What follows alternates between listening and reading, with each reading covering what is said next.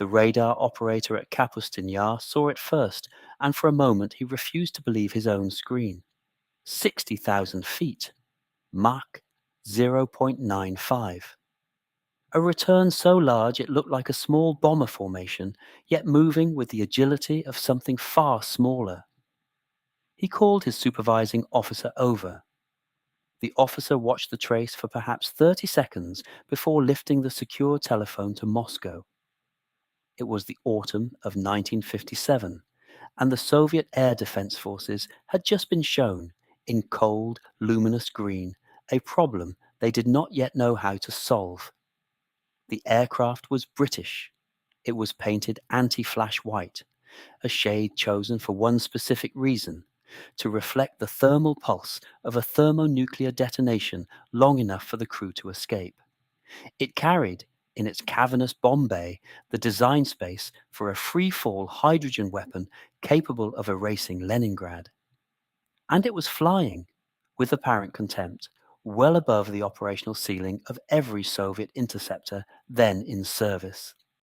The MiG-19S, scrambled from Astrakhan, could not reach it.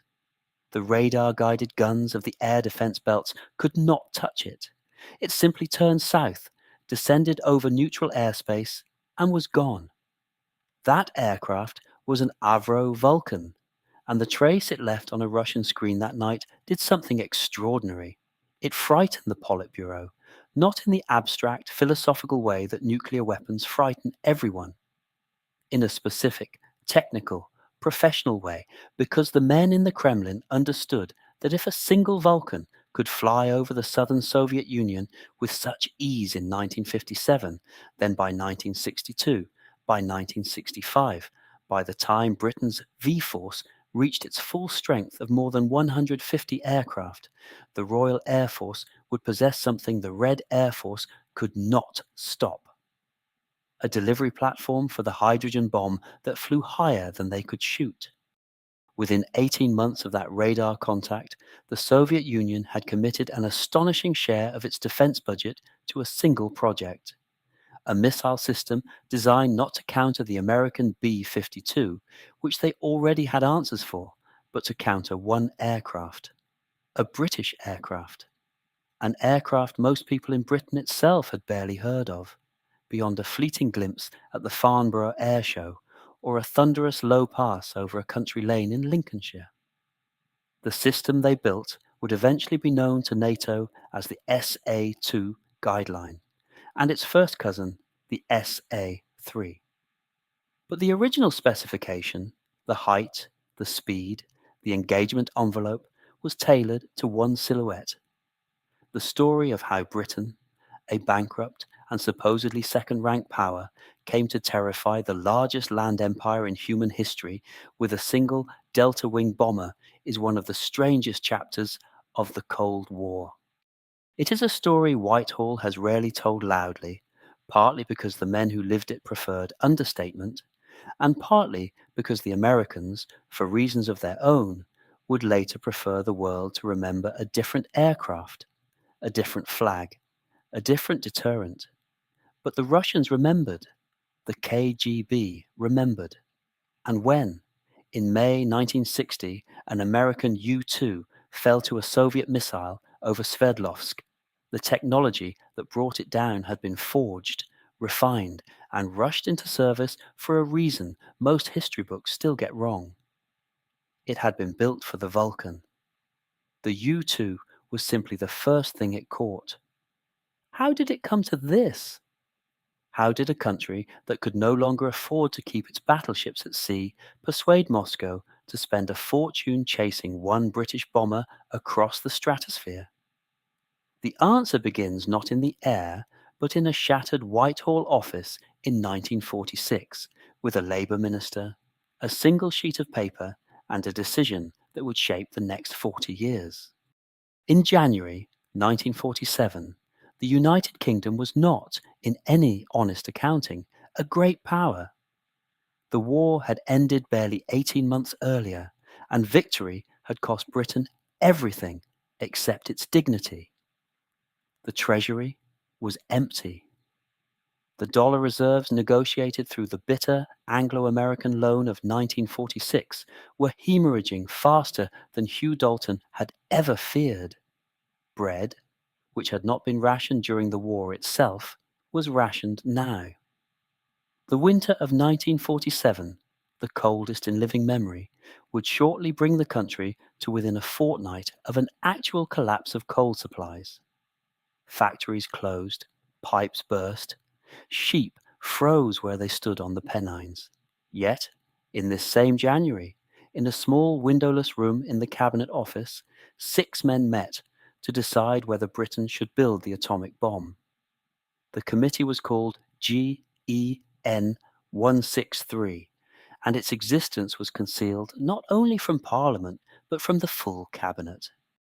Clement Attlee, the unflashy Labour Prime Minister whom Churchill had once dismissed as a sheep in sheep's clothing, presided. Ernest Bevin, the bull-necked former Dockers leader, now serving as Foreign Secretary, growled the words that settled the argument. We've got to have this thing over here, whatever it costs. We've got to have the bloody Union Jack on top of it. The decision was taken. Britain would have her bomb. But a bomb without a delivery system was merely an expensive paperweight. And here the second decision flowed inevitably from the first. Britain needed an aircraft capable of carrying a weapon that did not yet exist, to a target that lay deep inside a country that was technically still her wartime ally. The Soviet Union, in 1947, was not yet the public enemy it would shortly become. But in the secure rooms of the Joint Intelligence Committee, the assessments were already grim. Stalin's intentions in Eastern Europe were understood. The Berlin blockade was barely a year away, and the Chiefs of Staff had concluded, with the bleak realism that characterized Field Marshal Lord Allenbrook's successors, that within a decade Britain would need to be able to strike Moscow. The Air Ministry issued Specification B.35/46 in November of that year. The document was extraordinary in its ambition. It demanded a 4-engine jet bomber capable of carrying a 10,000-pound weapon. The projected weight of the British atomic bomb to a target 1,500 nautical miles distant, at a cruising altitude of 50,000 feet, at a speed of 500 knots. No aircraft in the world could do this in 1947. No aircraft was even close. The American B-29 that had destroyed Hiroshima could not approach these figures. The Soviet Tu-4, a direct copy of the B-29, was already obsolescent. Britain was specifying an aircraft a generation ahead of anything flying. 3 British firms responded. Vickers offered a conservative design that would become the Valiant. Handley Page offered a crescent-winged radical called the Victor. And Avro, the Lancashire firm whose Lancaster had won the strategic bombing war, offered something so audacious that the Air Ministry initially suspected the company of taking liberties. A delta wing, no tailplane. A blended fuselage, an aircraft that looked, in the early drawings of Roy Chadwick and Stuart Davies, less like a bomber than like an arrowhead carved from the future. The Vulcan, as it would be called, was not yet a name on anyone's lips. The Chiefs of Staff did not yet know they had commissioned the aircraft that would, within a decade, cause the Soviet Union to spend a fortune trying to design its death. They knew only that Britain, broke and freezing and shrunken, had quietly determined to remain among the powers that mattered. The bomb would come first. The bomber would follow. And the Russians, when they found out, would not sleep easily. Roy Chadwick did not live to see the Vulcan fly. The Lancaster's designer, the man who more than any other had given Bomber Command its instrument of vengeance, was killed on August 23, 1947, when an experimental Avro Tudor crashed on takeoff from Woodford Aerodrome. The aileron controls had been connected the wrong way round. He was 53. Stuart Davies, his deputy, inherited the Delta Wing project and inherited too the burden of proving that Chadwick's last great idea was not a beautiful folly. The aerodynamic theory behind the Delta Wing was Alexander Lippisch's, a German exile whose wartime designs at Messerschmitt had pointed towards configurations no Allied designer had pursued seriously. The Royal Aircraft Establishment at Farnborough seized on the captured German research and pushed it forward. To test the planform at full scale before committing to a bomber, Avro built two extraordinary one-third scale research aircraft called the 707s. Painted bright red and blue, they were flown out of Boscombe Down by a small team of test pilots who, between 1949 and 1953, gradually proved that an enormous delta could be made docile, manageable, and, crucially, maneuverable at high altitude. The first prototype, Vulcan, registered VX770, made its maiden flight from Woodford on August 30th, 1952. The chief test pilot was Roly Falk, a man who flew the bomber in a pinstripe suit because he refused to admit that flying it was anything more dramatic than a Sunday outing. At Farnborough the following week, before a crowd that included Churchill himself, freshly returned to Downing Street, Falk Barrel rolled the prototype Vulcan over the runway. A four-engined nuclear bomber. Barrel rolled. The official report from the Society of British Aerospace Companies politely requested that he refrain from doing so again. He ignored them. But the aircraft alone was not the story. Behind it stood a strategic apparatus that few outside Whitehall yet understood. The decision to build the V-Force, Valiant, Victor, and Vulcan together had been formalized in 1954 under the new Conservative Defense Secretary Harold Macmillan.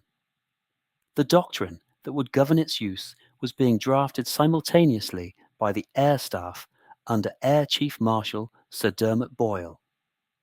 Britain would maintain an independent strategic deterrent. Britain would, in extremis, be able to destroy the Soviet Union without American permission. The targets were already being selected, 30 cities in the first instance, with industrial and command installations layered behind them. The plan was called Project E in some of its iterations and Redbeard in others, and it was discussed in rooms where note-taking was forbidden. In Moscow, the intelligence flowing back from the Soviet residency in London was fragmentary but alarming. Kim Philby, before his flight to Moscow in 1963, had passed on what he knew of the V-Force program, but his knowledge was operational rather than technical. What the Soviets understood by the mid-1950s was that the British were building a bomber that flew higher than anything in their inventory could reach, and that the British intended to use it. Marshal Pavel Zygarev, the commander-in-chief of the Soviet Air Force, raised the matter directly with Khrushchev in 1955. The transcript, declassified after 1991, records Zygarev's blunt assessment. We have no answer to the British bombers. None of our fighters can reach them. None of our guns can touch them. If they come, they will come through. Khrushchev, never a man to underestimate a threat to the motherland, ordered the Air Defense Ministry to find a solution. Money was no object. Industrial capacity would be diverted. The system that emerged from this directive would eventually be called the SA-2 Guideline, known to NATO as the SA-2 Guideline. Its development was driven by a single technical specification, written in 1955 and preserved in the Russian State Military Archive. It must engage targets at 25,000 meters altitude, flying at 1,000 kilometers per hour. The Vulcan's exact performance envelope. The Russians knew what they were shooting at, even if they had not yet learned its name. The turning point came not in the air, but on the ground, in a Berkshire field on a Sunday morning in October 1956. The aircraft was SA-897, the first production Vulcan delivered to the Royal Air Force. It was returning from a goodwill tour of Australia and New Zealand, a flag-showing exercise designed to remind the Commonwealth that British technology still set the pace.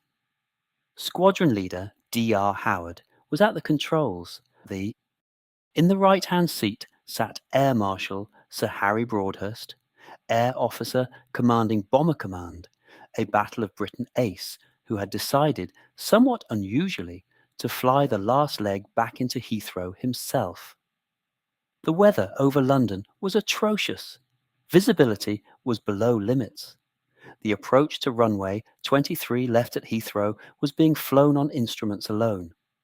Howard, the regular Vulcan pilot, was uneasy.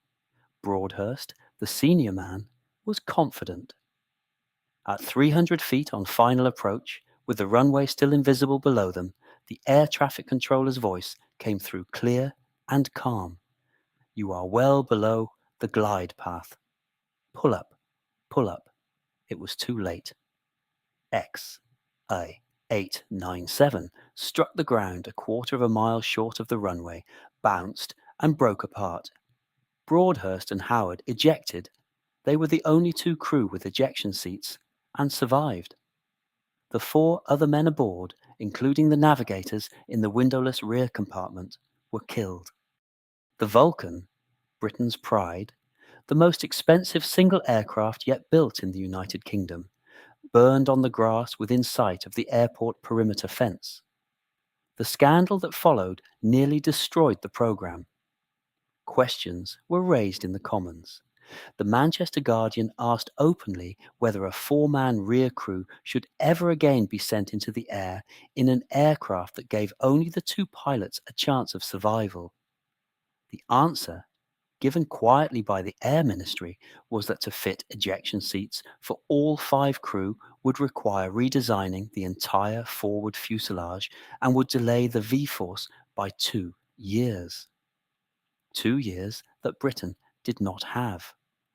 The decision was taken to leave the rear crew where they were, sitting in their dark cubicle behind the pilots, trusting that the aircraft would not fail them. Many of them subsequently did not trust it. The phrase used in the crew rooms was simple: 2 ejected, 4 incinerated. And yet, and this is the perverse heart of the story, the loss of XA-897 actually accelerated the program.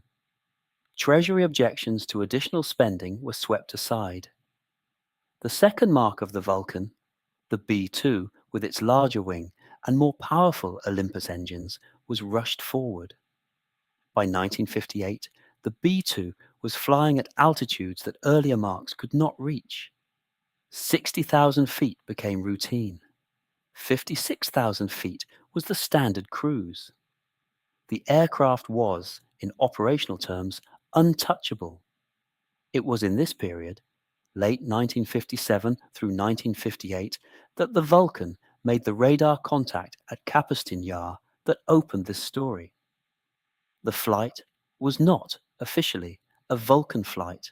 Officially, no Royal Air Force aircraft ever crossed Soviet airspace. But the operational records of 617 Squadron, declassified in 2011, contain entries marked only with blank spaces and a code, OS, for Operation Special, that historians including Calder Walton have since identified as standing for overflight reconnaissance missions. The flights were Anglo-American, flown out of Akrotiri in Cyprus, deniable in every parliamentary sense. They were watched in Moscow with mounting fury. By the spring of 1958, the S-75 was being tested at Capustin Yar itself. The Soviet engineers were chasing a moving target. Each time they improved the missile's ceiling, the Vulcan went higher. Each time they extended its range, the Vulcan flew faster. The Russians were now in the unenviable position of every defender in history. They were one step behind. And the British, with their bankrupt economy and their second-hand empire were one step ahead. The confrontation was not a single battle. It was a slow, intricate, lethal duel fought across the upper atmosphere from 1958 to 1962, in conditions of secrecy so complete that most of those involved did not learn until decades later what their own missions had achieved. The duel had two phases. In the first, the Soviets tried to catch up. In the second, they tried, briefly and disastrously, to overtake. The S-75 entered Soviet service in December 1957. It was an extraordinary piece of engineering, a two-stage missile 35 feet long, propelled by a solid fuel booster and a liquid fuel sustainer, guided by a command link from a ground radar system known to NATO as Fan Song. Its proximity-fused warhead, weighing 130 kilograms, was designed to detonate close enough to a target to shred it with fragmentation. Its maximum engagement altitude at the time of first deployment was 25,000 meters, exactly the figure Marshal Djigarev had specified, roughly 82,000 feet. The Vulcan B.2, entering service the same year, had a service ceiling of 60,000 feet, but could, in practice, push beyond 65,000 feet when fuel and weight permitted. In theory, then, the S-75 outranged it. In practice, the duel was more complicated. The S-75's guidance radar had to acquire and track the bomber across hundreds of miles. The Vulcan, with its enormous delta wing, presented an unusually flat radar return when seen from below, and an unusually small one when seen from the front. The aircraft also carried, by the late 1950s, the Red Steer tail warning radar and a sophisticated electronic countermeasures suite known as Red Shrimp, designed specifically to confuse Fan Song. The British understood, in a way that the Americans did not yet appreciate, that the future of strategic bombing lay not in flying higher, but in flying lower. By 1962, the V-Force tactics were being quietly rewritten. Instead of the high-altitude cruise that had defined the original concept, Vulcan crews began practicing low-level penetration profiles, descending below 500 feet to attack their targets beneath the radar coverage of the S-75 system. The training was punishing. Crews flew across the Welsh mountains and the Yorkshire Dales at altitudes that put their wingtips below the church spires. The aircraft, designed for the upper stratosphere, accepted the new role with a kind of stubborn brilliance. And then, on May 1st, 1960, the confrontation broke into the open in the worst possible way for the wrong aircraft.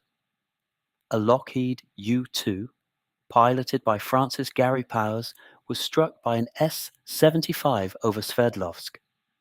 The missile that brought him down had been developed, refined, and deployed largely in response to the Vulcan threat. The U-2 simply flew, on that particular morning, into a system that had been honed against a different aircraft entirely. Powers survived. The wreckage of his U-2 was paraded in Moscow. And Khrushchev, in a fury, cancelled the Paris summit, ended the brief Eisenhower-Macmillan thaw, and reshaped the Cold War. What followed, in the British official files now held at Kew, is one of the most remarkable intelligence sequences of the period. The Joint Intelligence Committee, presented with the wreckage photographs published by TASS, concluded within 48 hours that the missile responsible was the S-75. They then concluded, on the basis of signals intelligence from GCHQ Cheltenham, that the system had been operationally ready for at least 18 months. The implication was sobering. If the Soviets could shoot down a U-2 at 70,000 feet in May 1960, they could shoot down a Vulcan at the same altitude. The entire V-Force doctrine, built around high-altitude penetration, was obsolete. The air staff did not panic. They simply, quietly, completed the shift to low-level operations that had begun 2 years earlier. By the time of the Cuban Missile Crisis in October 1962, the Vulcan force was already training to fly under Soviet radar rather than above it. The Russians had built an entire missile system to stop the Vulcan at 60,000 feet. The Vulcan had simply moved. The cost is difficult to calculate, partly because so much of it was paid in pounds and rubles rather than in lives, and partly because the most important costs were paid by people who never knew they were paying them. But the ledger, such as it can be assembled from the declassified files, is striking. For the Soviet Union, the S-75 program and its successors consumed a share of the defense budget that even Khrushchev came to regret. The exact figures are disputed. The Russian historian Pavel Podvig, working from post-Soviet archival material, has estimated that the air defense system, built primarily to counter the Western strategic bomber force, absorbed somewhere between 12 and 15% of total Soviet military expenditure across the late 1950s and early 1960s.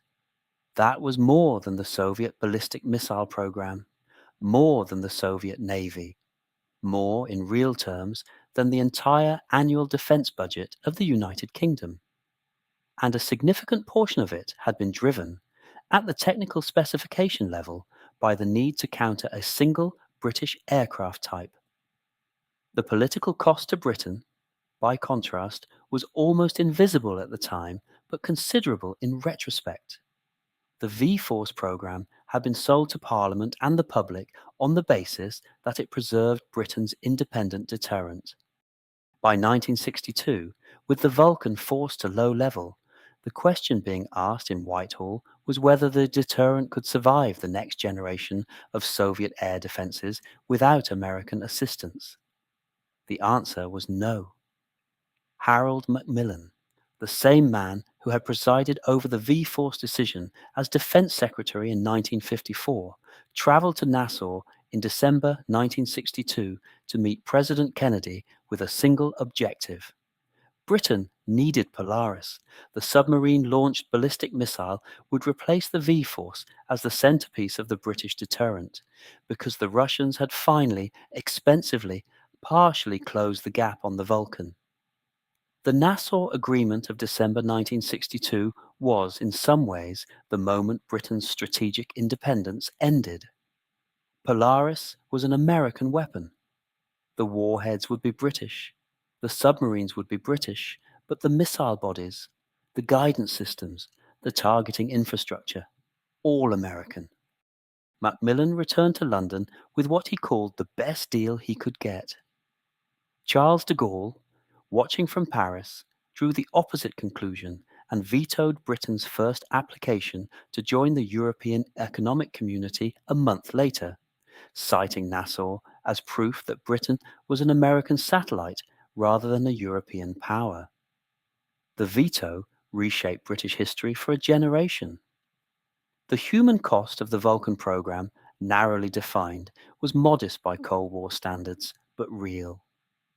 Between 1956 and 1984, the Royal Air Force lost 17 Vulcans to accidents.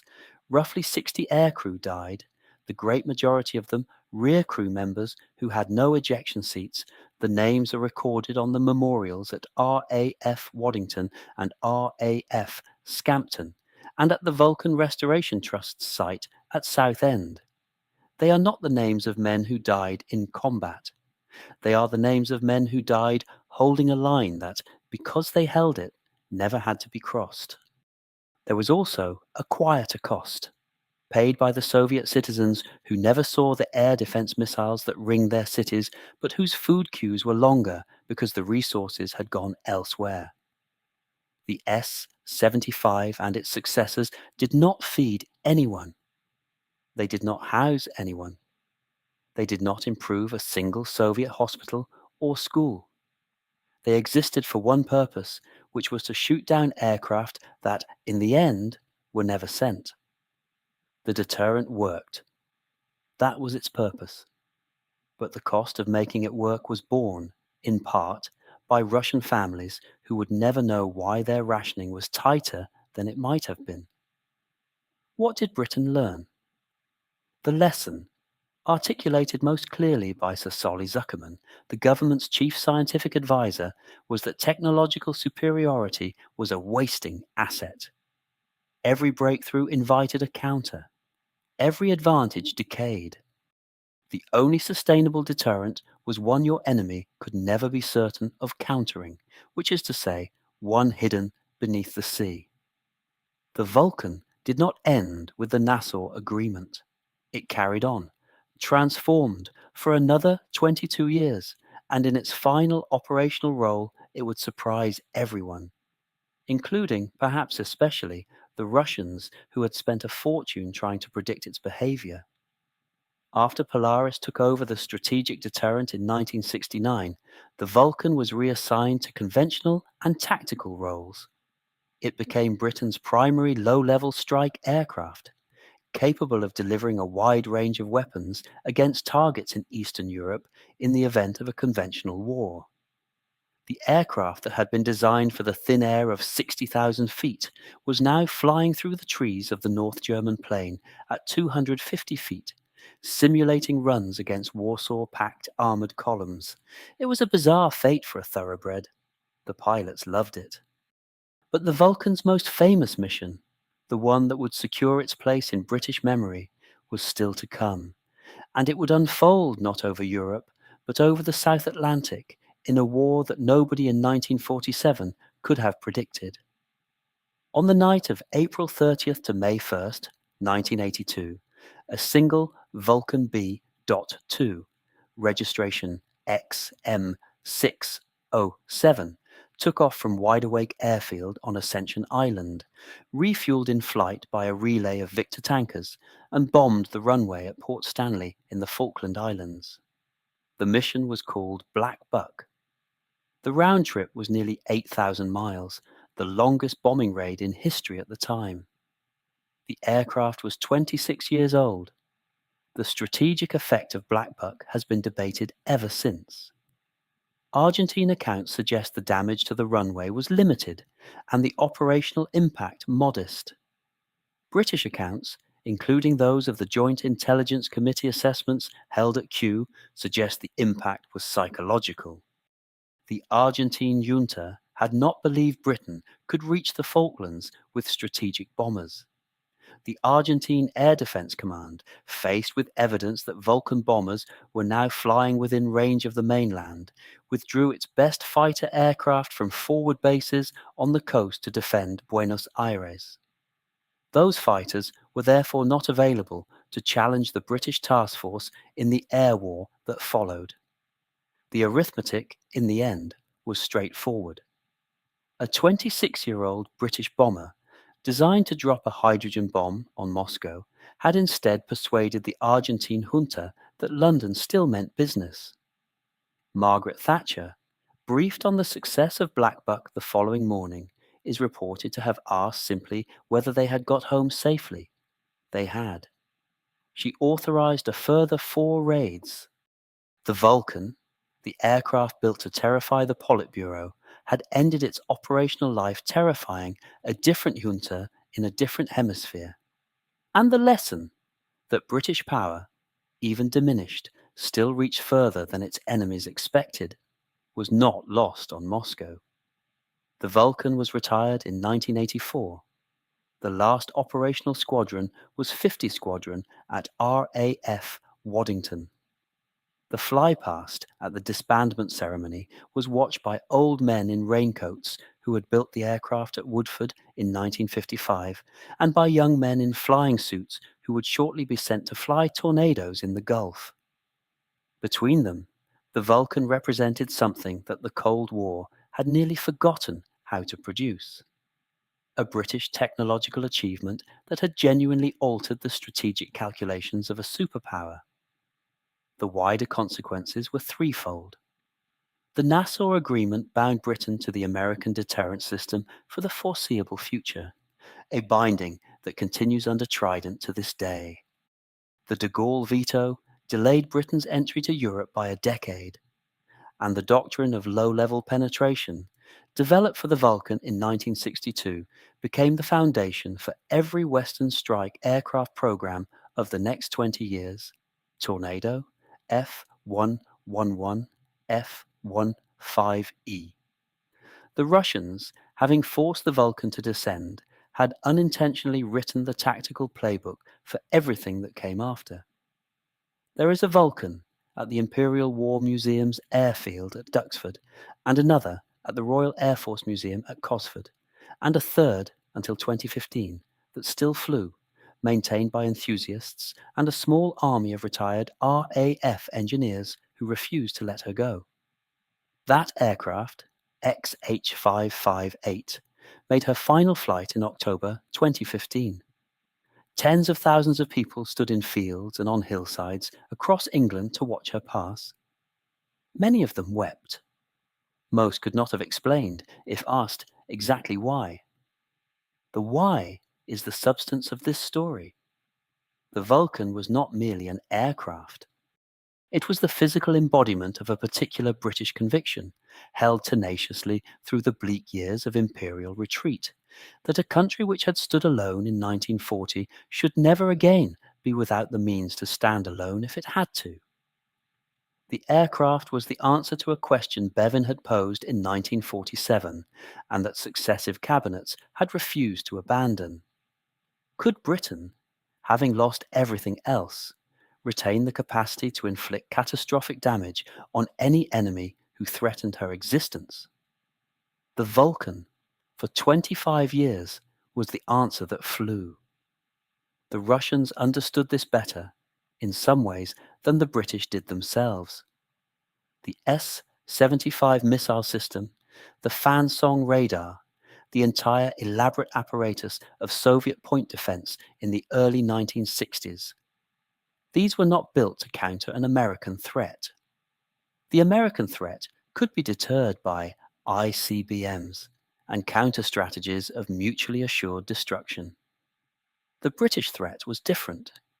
It was a deniable, deliverable, independent capacity to destroy specific Soviet targets without American permission and without American forewarning.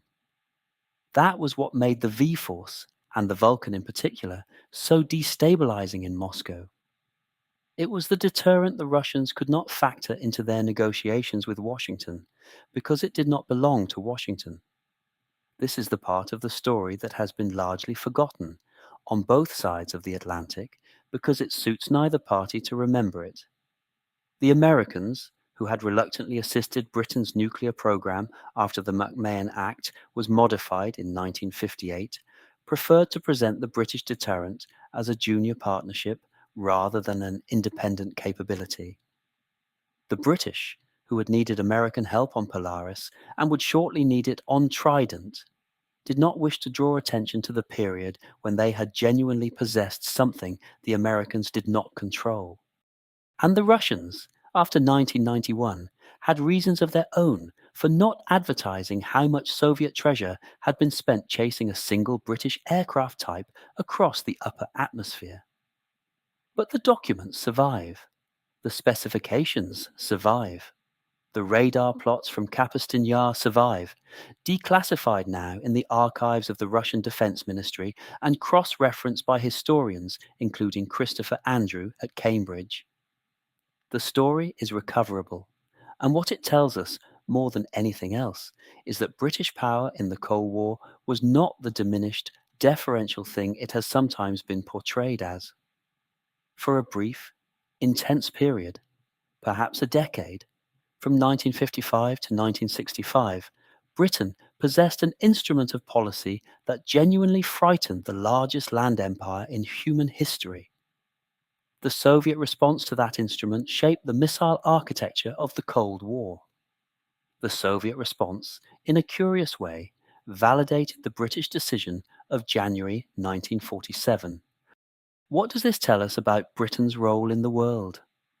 Perhaps that the gap between perceived decline and actual capacity is wider than it looks. Perhaps that the men who took the V-Force decision, Attlee, Bevin, Macmillan, Boyle, Falk, Chadwick were operating with a clarity about national interest that has not always been matched since. Perhaps simply that there was a time when the sight of a single white-painted delta wing on a Soviet radar screen could send a chill through the Kremlin. There was, and they remember. If this story changed how you think about Britain's Cold War, do let me know in the comments below. Which Vulcan operation surprises you most? The Capaston Yar overflights or Black Buck? Subscribe for more deep dives into the parts of the British 20th century that the textbooks tend to skip. And if you know someone who still thinks Britain stopped mattering in 1945, share this with them. They might think again.